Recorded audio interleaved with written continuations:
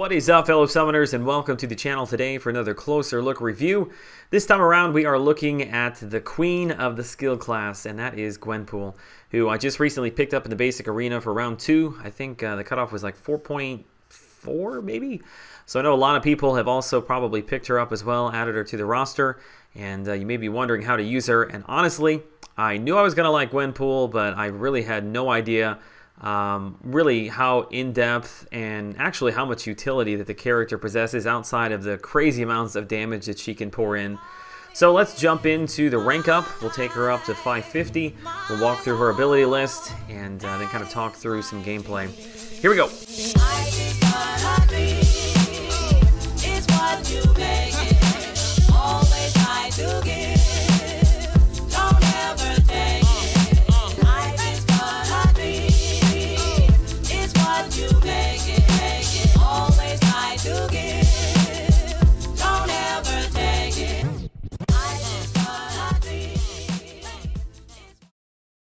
When it comes to Gwenpool, it is no secret, she is one of the best damage dealing characters in the entire game, especially when you're looking at her bleed abilities. She's right up there at the top. You could debate a little bit, I guess, with maybe X23 and Archangel, but really one way or the other, she's a very, very good bleed champ. I think the thing that I was not expecting, and how I mentioned it earlier, was all of the utility that is built into this character. And I don't want to take a lot of time explaining her abilities because they're fairly straightforward. I think that I want to spend most of the time over in the gameplay. But let's just quickly walk through the ability list here. Obviously, my 4-star is unawakened, but I will talk about the awakened ability at the end. We'll switch over to my 3-star who is awakened, and we'll take a look at it there. Her abilities, her passives, if you want to call it that, all attacks have a 3% chance to stun per bleed that is active on the target. So the more bleeds that you're stacking up, and there is no upper limit to that. If you take a character, if you look at X23, you can only get up to 5 stacks of bleed, whereas Gwenpool does not have a cap on that. I've had, I think, 8 bleeds, either 8 or 9 in my testing was the most that I ever put on. But you take the number of bleed stacks you have times the 3%, and that is the chance per hit that you have to cause a stun. Which what happens is eventually, once you're able to get maybe 4 or 5 bleed effects on the character, and you're talking about like a 15% chance to stun, that's quite a bit. You're probably talking almost every single 5-hit combo, if you're lucky, or every other 5-hit combo. You're able to kind of chain these stuns together when you have a lot of bleeds like this. And being able to stun and lock them down allows you to apply even more bleeds and kind of keep that going. So I have seen several stretches where she's really, really bursty, where you get like 3 or 4 stuns kind of all in a row there, and you're able to do upwards of like 12 to 15 to 20 hits somewhere around that area, and really pour in the bleed damage. So she has really good damage overall, but she also has these instances throughout the fights where she's got a lot of burst damage as well. 30% chance to inflict a bleed with each hit, which that is a very high chance. That's a little bit less than 1 in 3. Heavy attacks have got an interesting ability to them. There's 2 effects, whether the target is bleeding or whether the target is not bleeding. They do 2 different things. You can read it there. If the target is not bleeding, there's a 50% chance that you are going to cause a bleed. If the target is bleeding, and this is the more important one, if the target is bleeding and you use a heavy attack, it converts one of those bleed effects, which if you go up here, the 30% chance to cause a normal bleed, it lasts for 6 seconds. But if you use a heavy attack while you have a bleed up, it converts that bleed from a 6-second bleed into a 27-second bleed, which I know that sounds kind of ridiculous, but there is a reason for all of that. It all ties into how her special attacks work and convert bleeds. So the S1, S2, and S3 can be broken down very easily. The S1 applies an Incinerate, the S2 applies a Power Lock, and the S3 applies an Armor Break.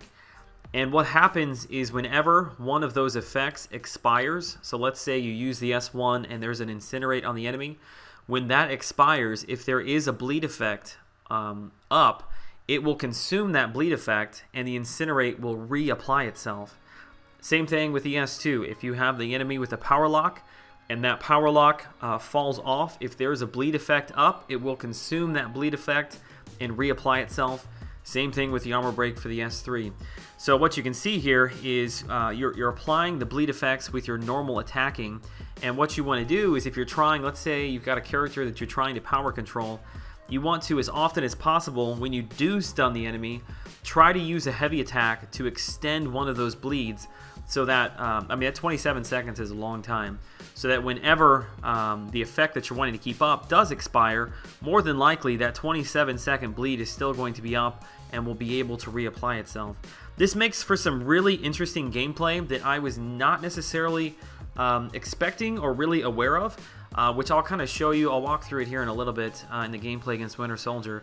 But in theory, you know, you could have an Incinerate, a Power Lock, and an Armor Break up for a very long percentage of the fight by just attacking, putting as many bleeds on, using the stun chance to apply a heavy attack. You, in theory, could keep these up for a really long time. I don't want to get too much into it because I want to show it in the gameplay, but that aspect I really was not aware of. Also, the armor break is really good. 6,000 armor break, not bad at all. You'll notice a big jump in damage output when you do have the armor break up. And then finally, I do want to mention, let me jump back over. As I said earlier, my 3-star character is Awakened right here. If you look at her Awakened ability also is a lot better than I thought it was. So originally, well, Gwenpool's signature ability, basically it prevents her from losing more than a certain percentage of her overall health to a special. Let's say you've only got 100 life left. At 74.93%, I can't lose more than basically 75 of my health, no matter if I'm going up against a rank 4, 5-star Star-Lord, you know, and he's going to hit me for 20,000 damage on an S2. He can't do that. Her signature ability will not allow her to die or take more than that percentage of health to kill her. So that's actually pretty cool. It's kind of like Magneto, how Magneto can only take a certain percentage of damage from specials, but this one I think is actually a little bit more powerful because it guarantees even if you push an enemy into an S3, it's not going to one-shot you, it's not going to kill you. But I think the more important aspect of her signature ability that I was not aware of is she also reduces her opponent's defensive ability accuracy based on her current combo count, which unfortunately, and I don't know why, Kabam does not really tell you what that percentage is per hit.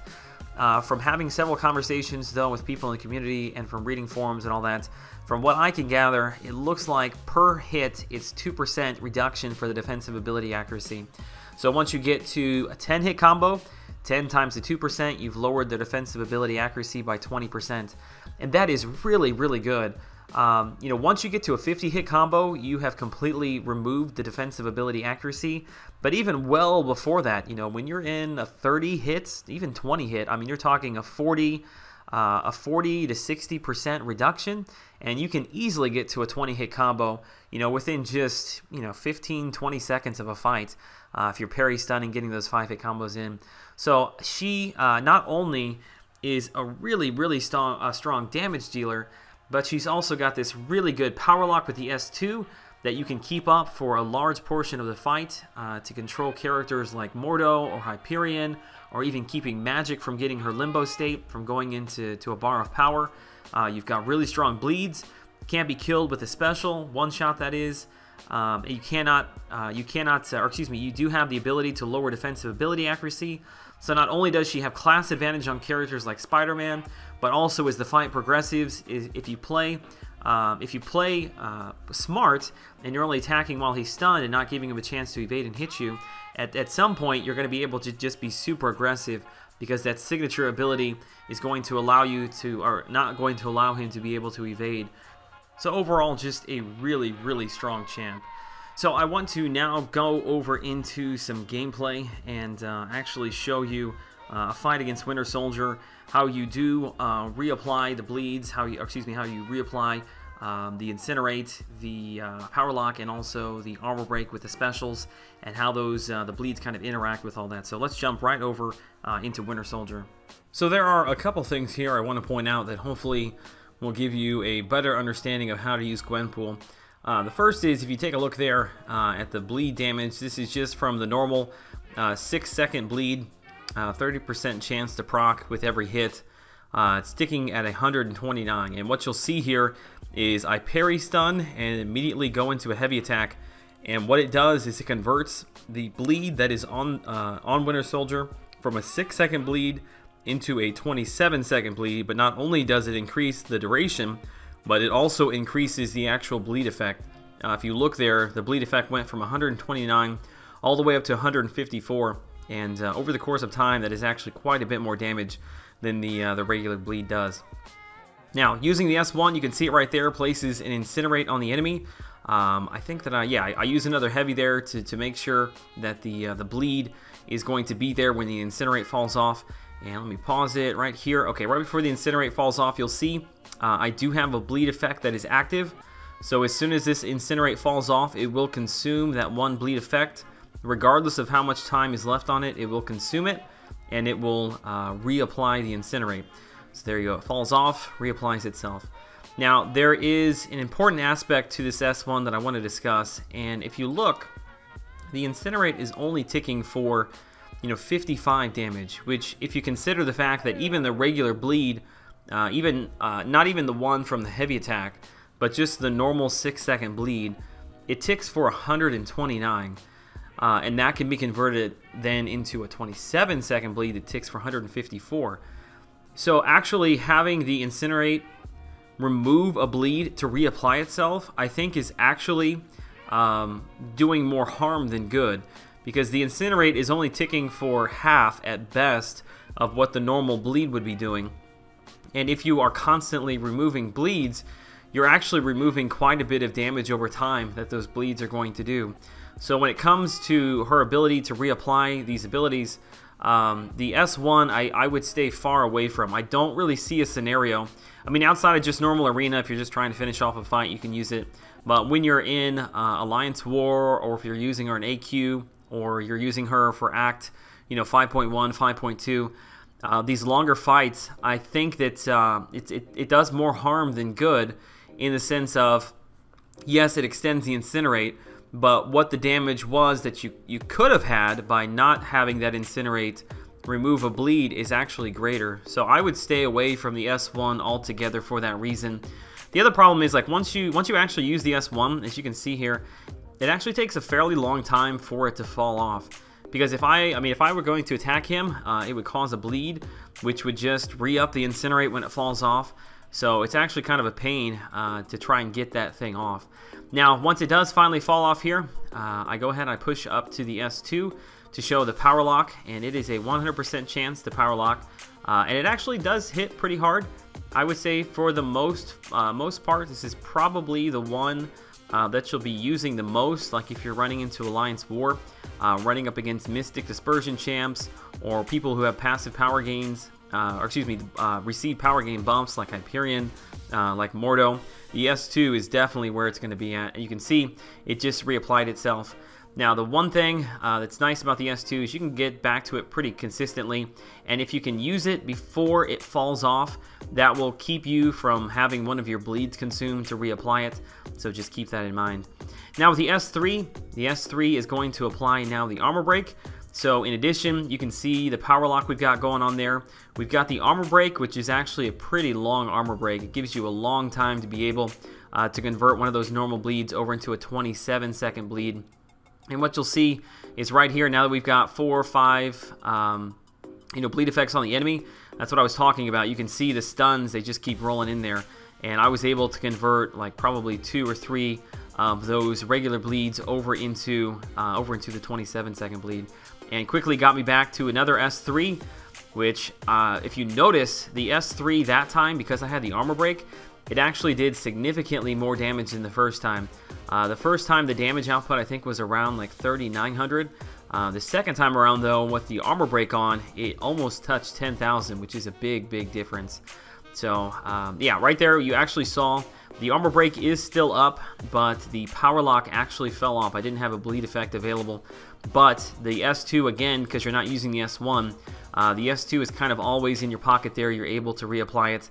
And then, I mean, this can go on for a long time. The other thing that's really nice about having the power lock is you can play very, very aggressively. Kind of think along the lines of the 4-hit, dash back, catch the intercept, 4-hit, dash back, catch the intercept. Very similar to the strategy that I use with Magic in the Labyrinth of Legends with her S2, consistently power locking.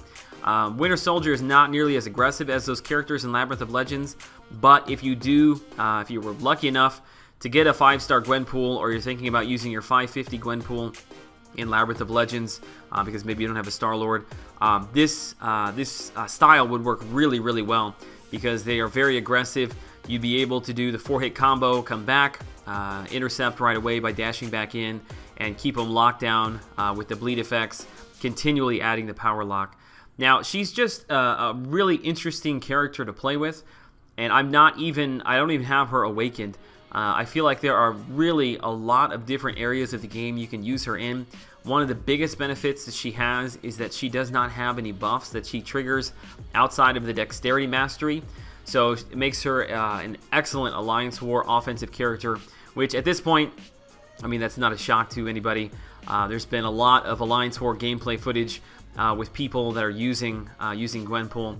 I will say that if you're in a longer fight like this, and you're not necessarily going up against somebody who has Mystic Dispersion or Power Gain Champ, I think it's actually probably better for you to go ahead and wait till you get to the S3 and get the armor break up, so that all the damage that you're doing from that point forward is going to be increased by the armor break, because the armor break is significantly, it lasts significantly longer than the power lock, so it is much, much easier, as I mentioned before, to get one of the longer bleed effects on from the heavy attack to keep that up for most of the fight.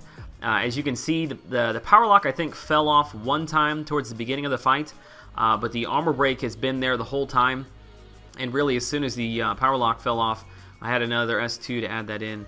But you can just see, I mean, the damage output there at the end once Assassin kicked in is just really, really nasty. I mean, she was ticking for over 300 there on some of those bleeds. The only downside I can see to Gwenpool basically is when you're running up against enemies that are bleed immune, you're losing out on the extra damage that she can do from the bleeds. You're also losing out on the automatic refresh from the power lock and from the armor break, which in that particular case, you may be tempted to use the S1 for the Incinerate. However, you're just going to have to be aware of the enemy that you're facing. If it's somebody in an AQ or an AW who does not have willpower, then obviously you can use the Incinerate, that's fine. But if it is somebody that you would trigger willpower on, because it ticks for such little damage, I'm not sure that it would even cover the regen that the enemy is getting from willpower. So in that sense, you're actually feeding them a little bit of regen. So you just need to be aware of the enemy that you're facing. I could still see a few circumstances here or there, maybe in the future, in a situation where maybe it's an Alliance War node or it's a special event where the particular enemy is immune to debuff effects, so you can't place bleeds on them. However, maybe they still have some sort of passive evade or some sort of passive defensive ability that you could still lower if Gwenpool was awakened, because she'd still be really, really good for that, especially once you get up, you know, a 30 to 40, and obviously once you get to a 50-hit combo, it completely reduces that. But yeah, just keep in mind with those bleed immune champs. And lastly, I want to cover this before I get out of here, because I know if I don't mention it, it'll probably be one of the first questions in the comment section. But is she worth awakening? The answer to that is yes. 1,000,000% yes. If it is a skill awakening stone, there are few characters in the skill class that even come close to the kind of overall utility that she has got. So yes, definitely if it's a skill awakening stone, take her up right away. I would still even say yes if it's a generic. People are always asking, you know, what kind of characters are worth a generic awakening stone? And I say characters who are at the top of the class, who are top 10 characters, who can be used pretty much everywhere in the game, who do become better by being awakened. I would say use a generic on, and she definitely fits all of those categories. So yes to the skill for sure. I would even say yes to a generic. Obviously, it depends upon a little bit what your roster makeup looks like right now. But in a general sense, I would say yes. If you're debating, she's even worth a generic stone. And that has been a closer look at Gwenpool. I hope you guys have enjoyed the video and learned something from it. If you have any comments, questions, leave them down below. Follow me over on Twitter. The link to my Twitter will be in the description. You're welcome to contact me there. Until I see you all in the next video, have a great day. We bop and pretty hot, I'm as happy as I can be. Whoa, boom, boom, and it's pretty zoom. Love is sweet, love is grand, works one. We bop and pretty hot, I'll never be a millionaire. Whoa.